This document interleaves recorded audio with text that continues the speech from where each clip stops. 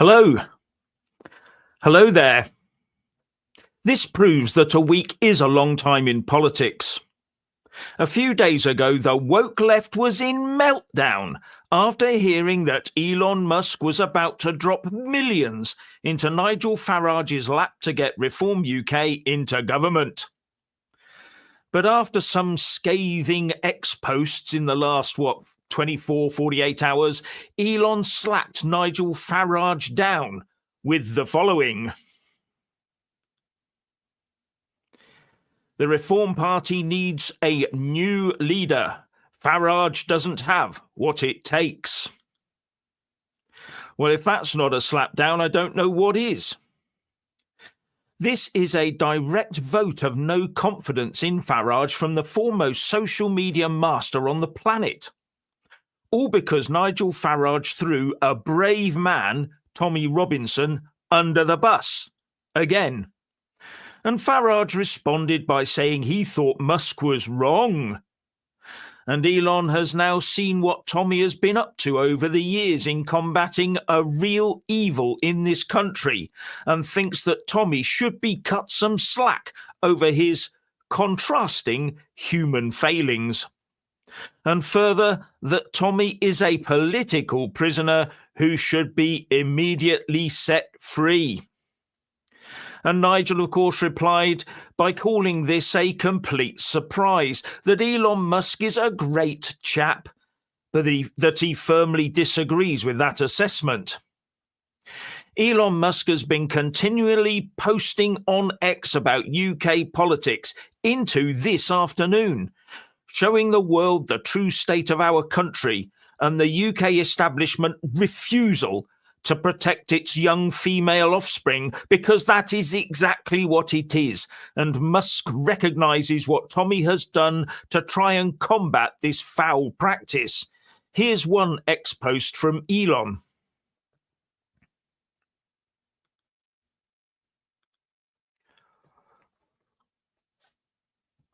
The more you investigate, the worse it gets. Beyond what you think is possible. I'll just let that sink in. It's quite nasty, really. So, yeah, that's the comment above what you see on the picture. The system won't quite get there, but that's what he actually said.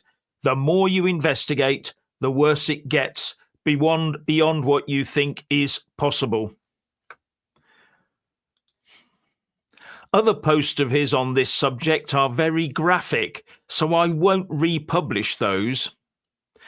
But I don't see the dollars flowing from Elon after all that, do you?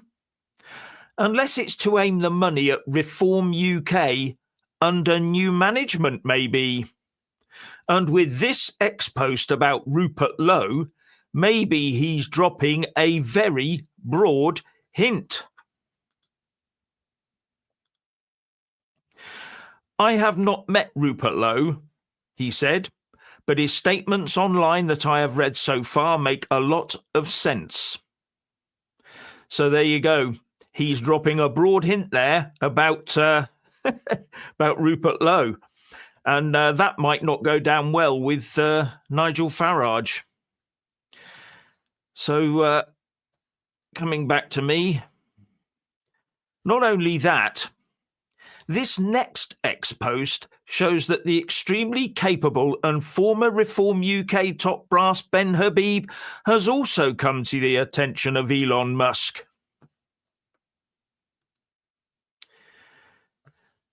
There is Ben Habib commenting, and Elon Musk says, once again, free Tommy Robinson now.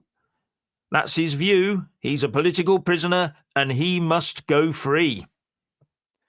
Now, before I bring my channel co-pilot Richard in, I'll just say that the question is, can Farage weather this storm? Will this loss of Elon Musk's support reduce Farage's standing in the eyes of Donald Trump, or even in the eyes of the people of the UK?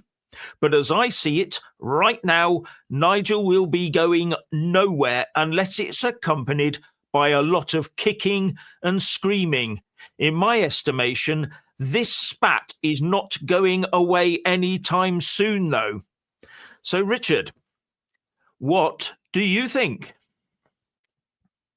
Okay, let's be blunt. Nigel Farage has brought this not just on himself, but upon Reform and in turn the rest of the country.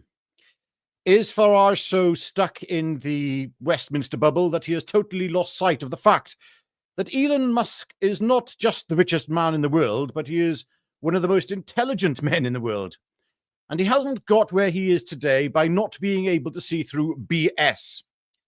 And Farage has indeed been a walking fountain of BS when it comes to Tommy for quite some time. But for Farage to question, this is the point I have, I think could have really triggered Elon Musk. He says, but when it comes to the question of the severity of the terminology used by Farage of Musk's comments about Jess Phillips during a public interview, this will have mightily peed off Musk, and rightly so, and possibly the straw that broke the camel's back. Farage may have stopped short, I think, of calling Tommy a fraud, and that was Nigel's insinuation in my mind. But right now, quite frankly, Nigel Farage is the one who is looking like an emperor with no clothes on, and indeed a naked emperor who's shortly about to cost his party dearly, not just in supporters, but also in funds from the world's richest man. Nigel did this, and I know that many Reform supporters still love Nigel Farage, and he has accomplished a hell of a lot for this country. We can't take that away from him at all. But I have to say that if there is something positive to take from this, it is Elon Musk is prepared to stand up for this country and is prepared to stand up for our political prisoners, and also recognizes greatness, and also recognizes that there are those who have a veneer of greatness, but scratch the polish off the surface and you'll find MDF. England's son is in a desperate situation, rotting in solitary confinement in jail for telling the truth.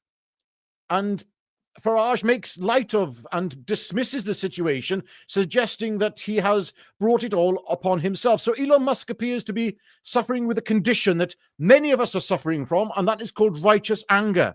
Oh, and Musk has, as you said, come out again and tweeted, free Tommy Robinson now. Thank God for Elon Musk standing up for what is right and fair. And shame upon you, Nigel, and the hierarchy and leadership of Reform for turning your back on those who have stood up against evil. Shame on you. How long has Tommy Robinson been out there campaigning for and trying to highlight the plight of these young girls in our cities across this country? When was it? 6 years ago, Lord Pearson said over 250,000 of them in total. And that was 6 years ago. Look, to prevent more damage being done to Reform, Nigel has two choices, and they are choices. This was a choice of his to attack Tommy. He could have said, Tommy's not for me, he's not for Reform. Not that Tommy wanted to join Reform, incidentally. So He has two choices, Nigel Farage. Either he apologizes and eats humble pie, or I'm afraid to say he has to stand down. But of course, for that to happen, he has to democratize the party fully. However, Nigel has done something quite clever in his response to Musk on Twitter, X, whatever it's called, where he said, and I quote, "Well, this is a surprise. Elon is a remarkable individual, but on this, I am afraid I disagree.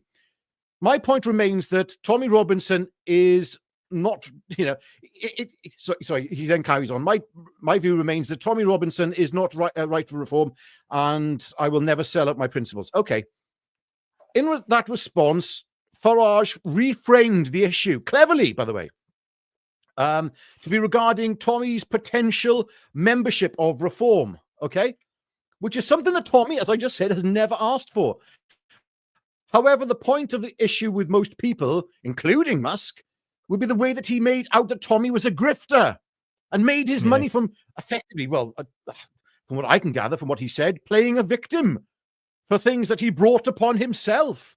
I mean, a clever bit of deflection by Nigel, but if I can see through it, I'm sure Elon can see through it too. There is a stinger in this, though. If Farage quits now, there will be substantial damage to Reform, and that then gives the party 4 years to rebuild and 4 years to put forward a leader who can match Nigel Farage. And love him or loathe him, Farage is no wallflower. So if Elon just damaged Farage to the point of resignation and potentially resulting in another term of power as a result of Farage leaving, another term of power for the Labour or the Tories, same party. Well, I hope that Musk will fund reform with £100 million to win the next election. These are not games, and this is the fight for the country. And I hope that Elon doesn't get bored with this fight and this situation and just dip in and out when it suits him. We need this country to come together and politically do so in order to save it. And, just as I was mulling over this potential fork in the road from Elon Musk, he actually retweeted, he tweeted the following: "I have not met Rupert Lowe, but his statements online that I have read so far make a lot of sense." Well, look, if that isn't an endorsement of Rupert Lowe by Musk, I don't know what is. So maybe he's not going to be dipping in and out, and maybe there is some serious commitment by Elon Musk now towards the Reform Party under Rupert Lowe. Jeff? Yeah. Yes, well, first thing is, thank you very much to Yardi123 for your contribution. Farage has always been part of the establishment, and that is a view held by quite a lot of people. They view him as now just a glorified Tory, really, and he's bringing Tories into his party, as many people have discussed before, when what I think the people in Reform UK were looking for is a completely new team, completely new from the grassroots. But I'm not sure that's going to happen. And also, thanks to Mike Hipperson for your contribution. I believe a lot of people have seen through Judas Farage, his abandonment of UKIP and the setting up and running away from two other parties tells us he is lacking in moral fibre to see a job through. Yeah, that's also a view held by quite a lot of people. So, yes, thank you very much. Yes, thank you for that. Jeff, I do have to say that I'd sort of double down on one point here, though. Whatever happens, this is damaging for reform, whether Nigel stands down or not.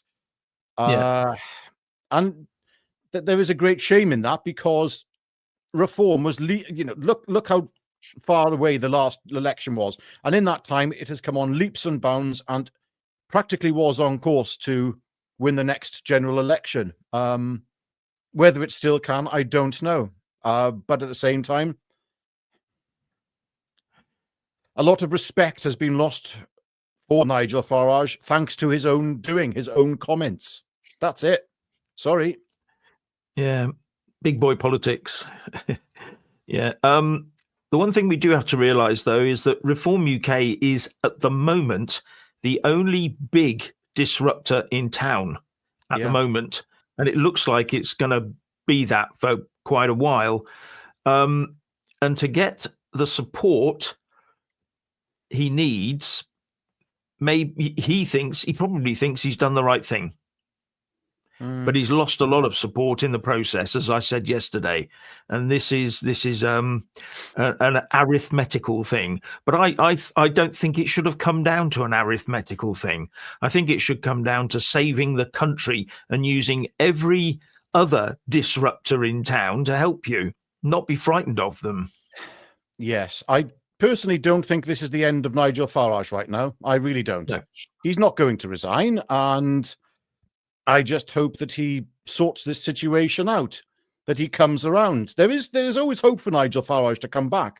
Yeah. I mean, Rosemary, all he says it here. Yes, I support Tommy, but you lot can't see beyond your noses. Nigel and Reform are our only hope, as I've just said. Musk can have his opinion, but he doesn't understand what is happening here. Vote Reform and stop dividing.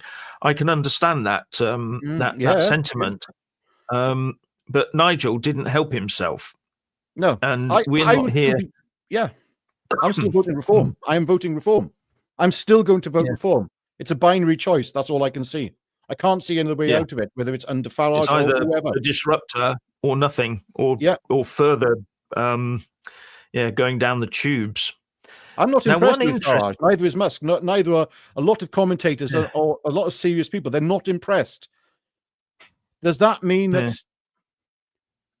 I don't think another party can be built for a start to compete with Reform by the election? Reform are the only game in town. That's it. Yes, electable game. There are political parties that I prefer to reform, but we need to bring in all the political parties together under the United Kingdom movement. That's the thing. We need to all come together. As far as I'm concerned, by absolutely saying, that's it, I want... We are doing the same thing as Farage just did otherwise. We're saying, I want nothing with Farage and et cetera, which is a valid point of view. But at the same time, it's disunity. We do need to have some kind of unity. At the same time, I'm not fond of Farage. It's difficult. We have to sometimes talk with those that we're not impressed with, you know. Very difficult situation, mate. Yes, no, I understand that. It is a very difficult situation. Now, one interesting thing that not a lot of people, in fact, I haven't seen it mentioned before. I went through Musk's Twitter feed, and he is pointing to similar problems with the safeguarding of women and girls in Germany in a tweet. And he says it's troubling. And he mentions Sweden as well. Maybe he knows much more than we think about this, whatever you call this phenomena, not just in the UK, but maybe I would surmise it's across the Western world. Yes. But in the UK, it's being highlighted. And once other countries look internally, maybe they'll start to find out that their establishment has been doing exactly the same as ours. I don't know. Well, I wonder what commonality there is between Sweden, Germany, and the United Kingdom. Let me think. I have no idea at all. Have you? Completely beyond me. No. But at the end of the day, we do have a serious situation. And Farage, to be honest with you, hasn't been taking the grooming situation as seriously as other members of his party, like Rupert Lowe. Rupert Lowe is the one voice I'm noticing that is standing out and saying, my goodness, right now he's saying everything that right, correct-minded people, I should say. I hate that term, but that's what we're all thinking. He's just articulating what we're thinking. And he's an MP, and I think, well, this is fantastic. Why isn't Nigel saying it? Yes. It's so difficult. Look, at the end of the day, there's a big spat going on between two very powerful people. Yes. I personally, I'm completely disgusted with what Nigel Farage has said recently, but he can still come back from this. He can still come back and do the right thing and support and come alongside the rest of the people of this country. But if he doesn't do that and doesn't apologize, then please step aside for other people, you know? Yeah. Oh, and thanks to Chris Carter Jackson for your contribution. Farage, leave TR alone and shut up. Yeah, I mean, I can imagine why couldn't he just say not for us at the moment, or I understand he's done some good work, but he's flawed, or whatever. You know, he could have been a bit more positive, and that's the thing that most people are a bit miffed about, to say the least. Yeah, a comment here. Come back from what, Richard? You keep saying it. Come back from the catastrophic error that Farage has made in what he said about Tommy, basically calling him a grifter, effectively insinuating, I should say, that he is a grifter and profits from his misfortune, which he sort of articulated in a certain way that he has brought, that Tommy Robinson has brought upon himself. That's left a sour taste in a lot of people's mouths. Clearly, in the mouth and in the mind of Elon Musk, he is not happy with this. And as I said, his comments then about criticizing Elon Musk's strong terminology, and then going on to say, "Oh, when I go to the inauguration, I'll be having a chat with Elon Musk." I'm thinking Musk is going, "Do you think I'm stupid? Is that what you're trying to say?" That's what. Anyway, there we go. There we go. Yes. Someone said here, was this Quissy Brewer says, Jeff, just say it. You're a Tory and anti-reform. Actually, I haven't been a Tory since the mid-90s. And I did join a party basically to get out of the EU in 2013. I've now left that party. I have got no political affiliation at the moment, none. I have no membership of any party at this moment. Yes. So I'm a free agent, and that's why. And the reason I'm a free agent is so that I can have these conversations without being sort of told by a party you can't say this or don't say that, or getting the stern look. I'm a free agent, and so is Richard. So there you go. I'm not affiliated to any political party now. Rosemary, excellent comment. Farage should have kept his trap shut. Yes, he didn't have to go into the character assassination that he did of Tommy Robinson. And effectively as well, he didn't have to attack Elon Musk in such a... I mean, you could say, well, it's just a slight criticism, but he didn't need to do it at this time. He's a politician. Look, we're gobby commentators, Jeff and I. But, but at the end of the day... Speak for yourself, Richard. Oh, yes, you're a journalist. And yes, so am I, of course. Yeah, yes, that's right. Yeah. But anyway, it was unnecessary. I don't want to keep repeating myself on this, but it was very unnecessary. The terminology used and the insinuations by Farage upon Tommy, because it was an attack on us all, effectively. And the thing that keeps going over in my mind is this person's got a criminal record. Sorry, so what? He's been to prison, and there's plenty of people who've been to prison and have criminal records if you fall foul of the system. But I'm sorry, people are fallible. We're not perfect. None of us are perfect. Oh, Jeff's perfect. There you go. I wish. Yeah. It's all Nigel had to say, says Joshua Bergen. I don't like Tommy, but he shouldn't be in jail. Yeah, well, a lot of people, under the rules, he should, he pleaded guilty. He should have gone to a sort of an open prison setup, had a job outside, gone home. That's the idea. But he was put into a Cat B prison where he's in danger. So they then forced him into solitary confinement, and that is wrong. That is totally wrong, and it should be squashed immediately. That should not happen. But there you go. Just my view. I'm not legally trained or anything like that. Yeah, and a lot of people are saying, it's Tommy Robinson is a political prisoner. Now, Elon Musk is actually not just sort of, he's not on Tommy's side or against Farage so much as taking pops at the establishment of the UK.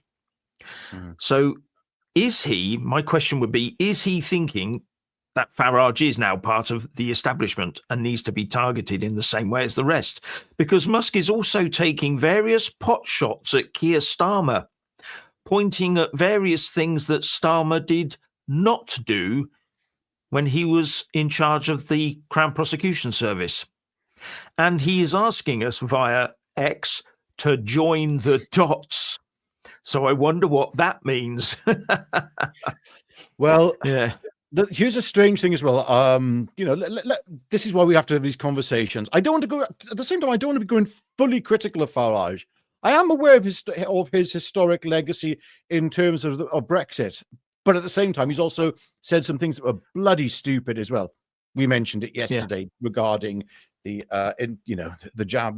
Jabberwockies and various other things, and appointing Tony Blair as the head czar for jabby. Yes, that's right. Yeah. He's not perfect, but at the same time, I just don't think he's been robust enough since he has become an MP. Yeah, that has been Rupert Lowe has been leading the way in that, and Farage has been he has actually turned into a bit of a wallflower, if anything. Yeah, he should be. I don't know. I keep going back to when he was an MEP. And he stood up and made that speech, the damp rag speech. Everybody's seen the damp rag speech, talking about him, this bank manager taking over and all this sort of thing that no one knows in the old EU days. Yeah, Herman Does Van he Rompuy. do that now? Is he in there like that now? He's not. Anyway, thank you very much to Craggith for your contribution. We're far past the point voting can fix this. I hope you're wrong. Yes, I do. If we really are at that stage, the whole, I just don't want to know what's coming. It will be absolutely awful. So I just pray and hope that we can still fix this in a proper democratic process. But by going through a proper democratic process, what we will have to do is peacefully and politically upend the establishment, basically. All the elites that are in power need to be taken out of politics, not taken out of politics. So, and that is going to be a real task. Quangos need shutting down. Accountability needs to be taken back into Westminster. And politicians need to be making the decisions so that we can hold them properly to account. Right now, as we've said before, Labour has been setting up a quango every week, a new quango. Those quangos have powers.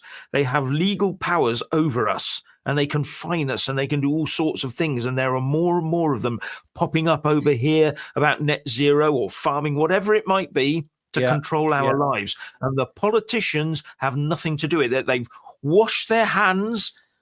Nothing to do with us. Don't blame us. Yeah, Jeff, sorry, really good comment here by Cole Marsh. It cuts through straight to it. Stick together, patriots. Now, this brings me on to something I was thinking about, actually. If we had right now a really good conservative government, I say conservative, any government in power right now that was not curtailing freedom of speech, was not encouraging a two-tier judiciary and policing, and was actually a fair, wonderful government, how would we be approaching this whole video right now? And in terms of our criticism of Nigel Farage, we would probably be a lot harsher because the stakes would not be so high. But right now, we are facing the potential of reform being taken out of the game and unable to complete its mission because of what's going on. And that would result in 9 more years, potentially, under Labour or under the Uni Party. It's the same bloody thing. And that is a scary prospect. That really is. So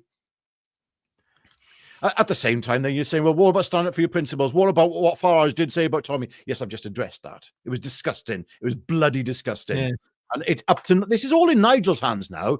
He is the one who has the ability to sort this out. He can, you know, I'm sure Elon Musk could even mend bridges with Elon Musk, but will he do that? I don't think so. Yeah. And Craggith has just come back. Thank you again. For the record, I hope I'm wrong as well. So he's just said that he thinks we're post help, but for the record, he hopes we aren't at that point. But a lot of people are saying this, and I will say that I've got friends, very sensible, level-headed, not into politics that much, some of them, and they're looking at me saying, we might not be able to fix this through Parliament.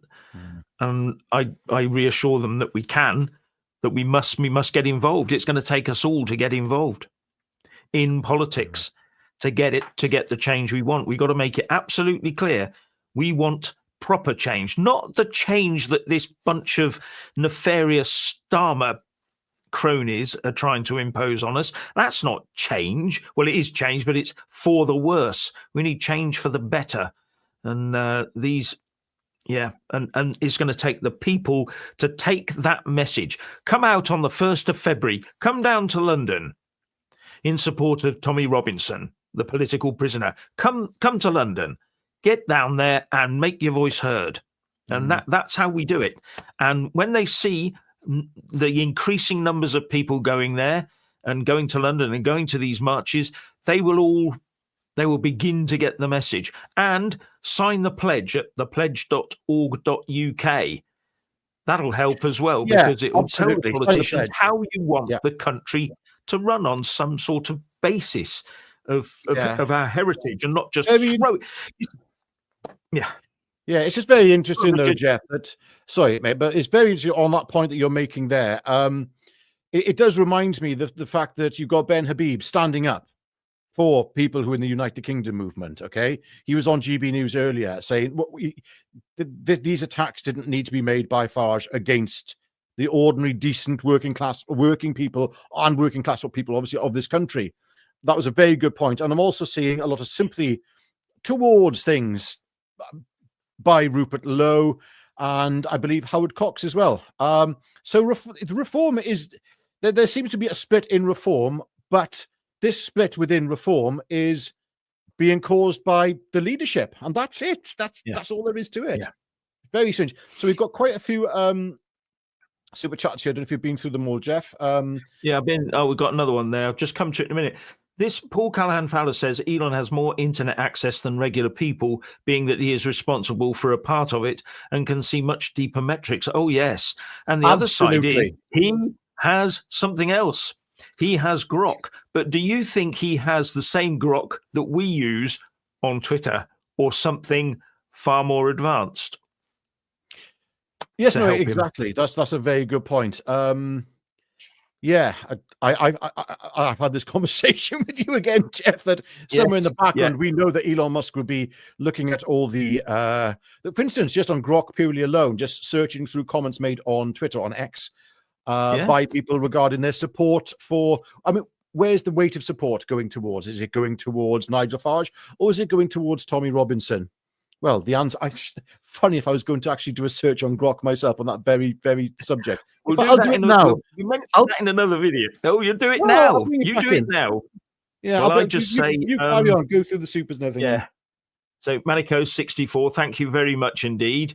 If voting mattered, it would be illegal. Oh, that's these ones keep cropping up, don't they? It's absolutely fantastic concept that if voting actually meant anything to anyone, we wouldn't be allowed to do it. And that's why the Labour Party is probably going to reduce it to the age of 16 and just say anyone who lives in the UK can vote, because we're going to do what we want anyway. Just look at that Labour manifesto, which wasn't really much of a manifesto, and what they did immediately on getting elected. First day, I mean, they were throwing people under the bus left, right, and Chelsea. That seems to be the whole... Post the Labour election, everybody's getting thrown under the bus, including Tommy Robinson by Nigel Farage. Everybody's getting thrown under the bus. So, yeah, that's I seem to be having trouble. You're having trouble with Grok. Yeah. Why not ask Grok? What is the problem with you? Are you feeling ill, Grok? Elon, if you're watching this, sort Grok out, will you? Yeah. And another... thing that came up as I was going through some Twitter threads, for all those moaning about Musk interfering in UK politics, there's another X post from Musk where he says 100%, and I'll just bring this up if I can find it.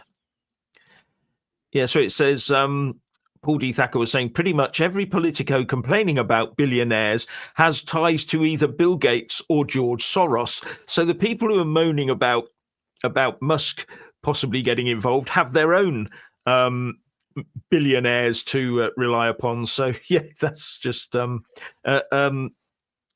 observation about this sort of billionaire thing. But there you go. How you had any luck there? No, not really. The comment and reply I did have back was based on reform supporters. It was not answering the question. Sorry, Grok. Not very happy with you there. Right. I found Grok to be pretty good. I have to use ChatGPT. There you go, Elon. Fix your stuff so we can use Grok again. No, but it was interesting that it defaulted there to who was more supported within reform's membership. I was like, oh, that's not the question I was asking. I said, not in reform membership. And he came back with the same answer. All right, whatever. Sorry. This comment from D Hall, I'm not saying take issue with it. I would just sort of discuss it. Musk is a technocrat. Yeah, he's also one hell of a leader. He has to be. Yes. Anyone who can get a rocket into space and then get it back down onto the launch pad afterwards has got to have some form of vision and leadership to take a team through that. That's a private enterprise. That's not the US state doing it. It's not NASA or anything like that. So I would say, and his cars and all the rest of it, electric cars, you may agree, disagree with them. I personally much prefer my internal combustion engine, but it is still a technical achievement. And, so he's not just a technocrat. So he is very technically minded. He's a brilliant man. Well, I'm sure he's more than that. Yeah. I'm sure Diane Abbott could do the same. She's more than capable as well. Anyway, so just going through the Yes, you super can do chats here. I just want to go through them just in case you missed any, because because you've gone through, but I just want to read them from Yeah, you got one more, sorry. Yes. Texas here, your prime minister should be elected by the people, not party hacks. Also, codify your constitution is too vague. Yeah. Starmer and Kelly will be loving this. Sorry. Kim Thomas, don't underestimate Elon. Company in London opened a second. He knows he stands against the establishment. He is merciful and compassionate, a winner. Yeah, Elon Musk is, he is just a brilliant man. And he's got he's multifaceted, multi-capable, not just single-minded. And he's obviously got a political brain on him as well. He gets right stuck in, and you may disagree or agree, but yeah. Well, Elon Musk's father earlier in an interview with Nana Akua on GB News said that he believed that Tommy Robinson could be prime minister. Nana Akua laughed, and I sort of I understand why, but he was like, no, and he was quite correct that if you look back historically, there's plenty of people who became leaders, especially in Europe, after serving a term imprisonment. I can think of one in particular who had a very strange moustache in the 1930s, 1940s, who pushed himself forward. I'm not drawing comparisons here between Tommy and that individual, far from it. But no. The point exists that cometh the hour, cometh the man. And there are some people who just stand out in the public psyche. Okay? I mean, that's the important thing. Unfortunately, it'd be very nice if political parties were based purely upon their successes, and electability was based purely upon their actual policies. But it takes a personality. And you've got to hand it to Nigel. He does have a strong personality. He is a leader. Whether he is strong enough as a leader to tackle the issues of the day, we'll say, because he seems to have his head in the sand very much on those. If he would have been a fine prime minister, I'm sure, back, say, about 10, 15 years ago, to deal with the situation as it was then. But as it stands now, he is not tackling the situations. Rupert Lowe is. Is he enough of a party leader, though? Does he have that full leadership quality? Yeah, I mean, the stakes are getting higher by the day. The stakes for this country are getting higher and higher by the day. Every day, our population changes again by another huge number. So it's not going in the right direction, and we all know that. Our culture is under attack. Our way of life is under attack. And so anyway, Drenov, thank you very much indeed for your contribution. Maybe there's hope with David Curtin and the Heritage Party. Yeah, that's a small outfit, but David Curtin, very bright guy. I know him, very approachable, very nice, and he's got the right sort of ideas. But it would be great to see these parties amalgamating and starting to, and starting to work together in some way or another.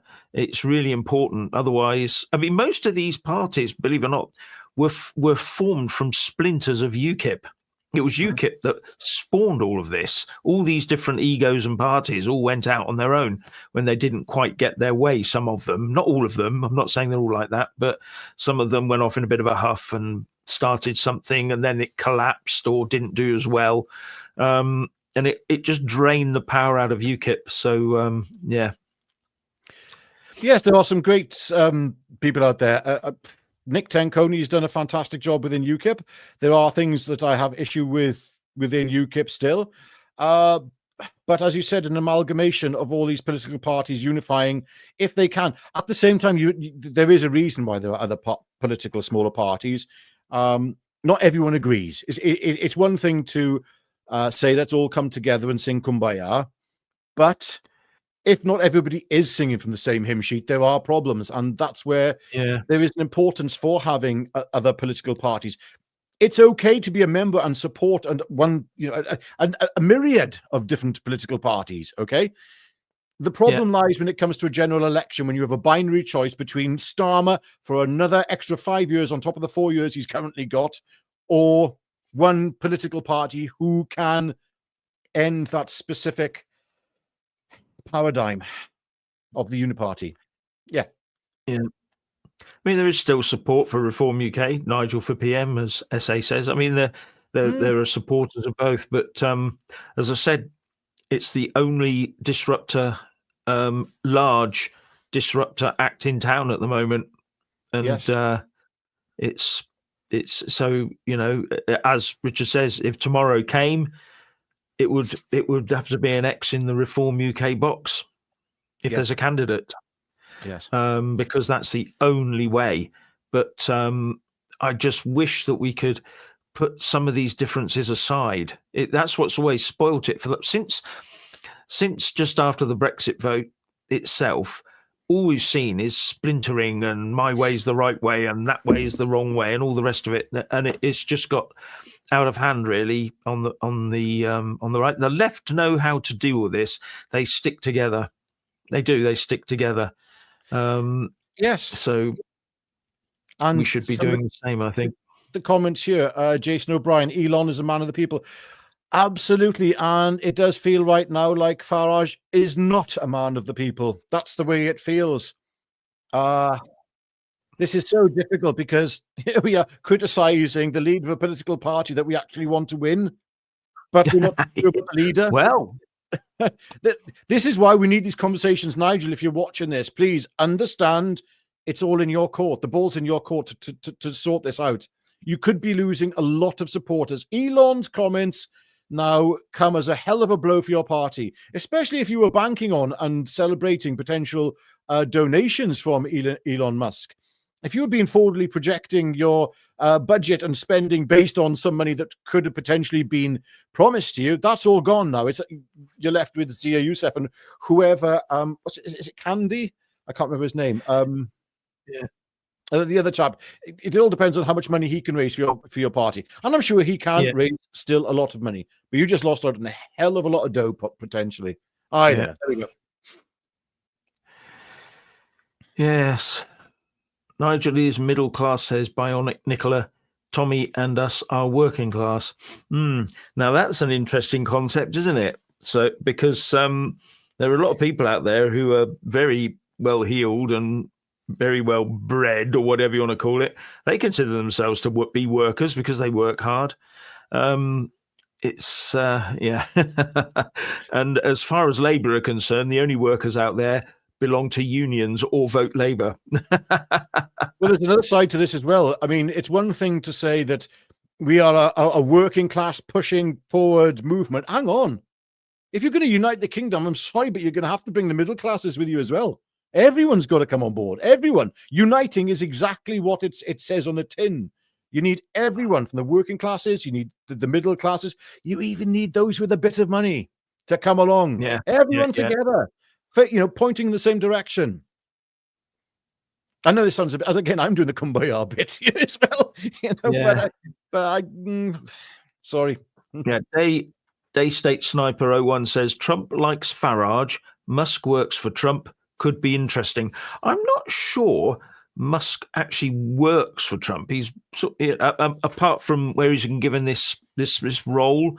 What's he meant to be doing? I can't remember now. But he could walk away from that without any problem at all.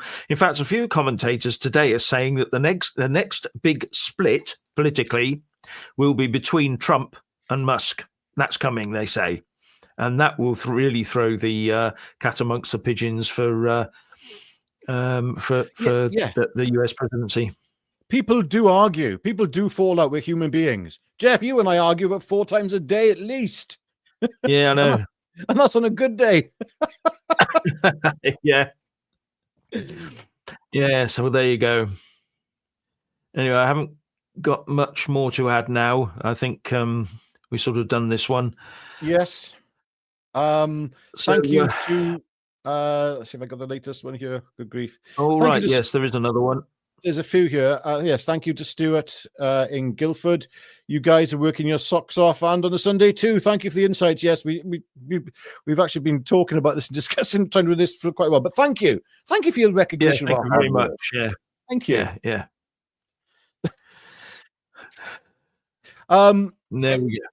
I don't know how to conclude this because There is an unfortunate split that has taken place. The split has been exacerbated by Elon Musk's comments, but deservedly so, in my opinion. Nigel needs to be held account for what he said, not just, again, about Tommy, but about criticizing the man who's about to fund his party unnecessarily. Elon had a very valid point to make, and was the terminology harsh? Yes. But then again, we're talking about a very serious situation taking place in our cities. This is a thing that young girls are going through hell in our inner cities, and it's horrific. Horrific. It's a very emotive subject, and so I should have realized that. Yeah, I mean, Elon did put up on X some of those rulings that had all the information, the absolutely heartrending stuff that was in there and what was happening to those girls. I can understand anyone on the outside, anyone around the world, looking at Britain and seeing that, and then seeing how protected the perpetrators are, would be looking on us with mouths agape. Yes. What is going on? They really would. Yeah, anyway, we're hoping that we can sort this out in the future, and that if it is via Reform UK, and if it is via Nigel, at least let's hope he sort of comes round and eases back a bit and stops. Although a couple of people have been on and sort of backed him up in the party, but I think it's a risky business, this. Yeah, it's a complete mess, to be honest with you. The whole situation is a mess. But on the positive side, there's 4 years to sort this mess out. Hopefully, unless this government collapses soon, under which circumstances. I mean, this is a horrific thing to say. As much as I support Rupert Lowe, I would rather see him leading or Ben Habib leading Reform. That's my own personal. That's what I personally believe. Okay, like you have a political party and you think, that's my favorite. That's my favorite. Okay, well, these are my favorites. But the problem lies in the fact that if too much damage is done to Farage at this point in time, and there's an election in 2 or 3 months' time, well, bad situation. That's Labour back in potentially, or the Tories, Uni Party back in. Great. Oh. Right, anyway, what I'd like to say is thank you all for taking part and joining us on a Sunday afternoon. I know the weather's not very good out there. In fact, further up north, it's even worse than it is here. But it was very cold and wet. But thank you very much for joining us. And I just want to say, let's hope for the future. Let's hope we can still pull the iron out the fire on this one and save our country, which is in a pretty poor state. Jeff. And sorry, just before we go, I have to go back over one point that you said earlier about how people perceive Britain abroad, how Musk must be looking in at Britain. There is the potential, you see, because you and I and other friends of ours who are commentators might have become slightly desensitized to the seriousness of the situation in this country. And that is why, a lot of people can be out there criticizing as well Elon Musk for attacking Farage, okay? At the same time, we're here. We're in a bubble ourselves in the United Kingdom. This has been going on for so long. Our sensitivity level towards horrific events, not just here in Europe as well, the threshold might have been sort of lowered or raised, whatever. But you get my point that looking in to a country where terrible things are happening. I mean, it's like, for instance, you look at the Middle East and some of the horrific things that are going on right across the Middle East with wars, etc. Those people will be brutalized. As I said yesterday, we have a brutalization going on of our people here in Britain, a psychological brutalization. Same thing has happened in the Middle East. And we should not lose sight of that. So Elon Musk's comments might actually be quite insightful to how the rest of the world views us and how we should be viewing the situation here and the severity of it. Right, Jeff, over to you to say goodbye. Oh, one thing quickly. Please press here like. We go. Yeah, got to do it, mate. Sorry. Please press like on this video and please subscribe. Click the all option so you get notifications. You're pretty much guaranteed then to get notification when we put up a new video. A lot of people say, oh, I didn't know you were live streaming. I would have come in earlier. Well, if you can do that, it'll give a bit of a heads up. There we go, Jeff.